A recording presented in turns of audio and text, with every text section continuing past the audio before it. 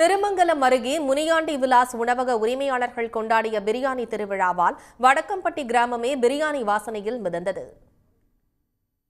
மதுரை மாவட்டம் திருமங்கலம் அடுத்துள்ள வடக்கம்பட்டி கிராமத்தில் பழமை வாய்ந்த முனியாண்டி சாமி கோயில் அமைந்துள்ளது.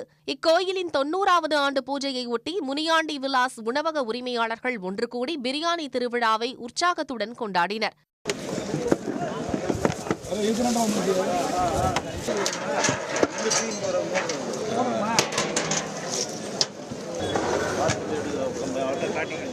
எல்லா ஆடுகளையுமே மொத்தமாக சேர்ந்து கிராமத்தின் சார்பாக பலியிட்டு இந்த அசைவ உணவை பிரியாணியாக சமைத்து எல்லா சுத்துப்பட்டியில் இருக்க ஒரு 20 கிராமத்திற்குமே அன்னதானமாக இங்கே வழங்கிக்கிட்டு இருக்காங்க. இது இந்த மாவட்டத்திலேயே ரொம்ப இந்த வடக்கம்பட்டியில் இந்த அன்னதான திருவிழா ரொம்ப சிறப்பு மிக்கது.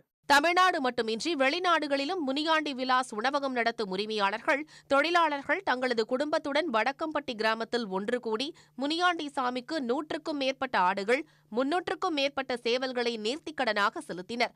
அவற்றை முனியாண்டி சாமிக்கு படையிலிட்ட பிறகு 2500 கிலோ அரிசியுடன் பிரியாணி சமைத்து ஆயிரக்கணக்கான பக்தர்களுக்கு பிரசாதமாக வழங்கினர்.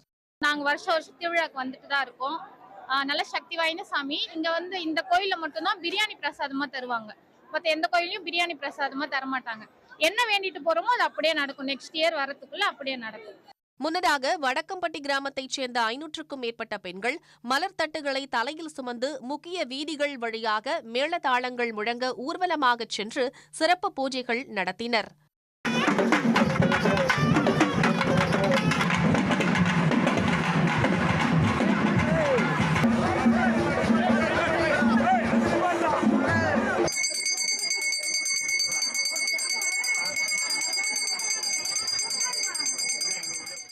பழமை மாறாமல் அதே உற்சாகத்துடன் பிரியாணி திருவிழாவை நடத்தி வடக்கம்பட்டி கிராமத்தையே பிரியாணி வாசனையில் மிதக்க விட்டிருக்கிறார்கள் முனியாண்டி விலாஸ் உரிமையாளர்கள்.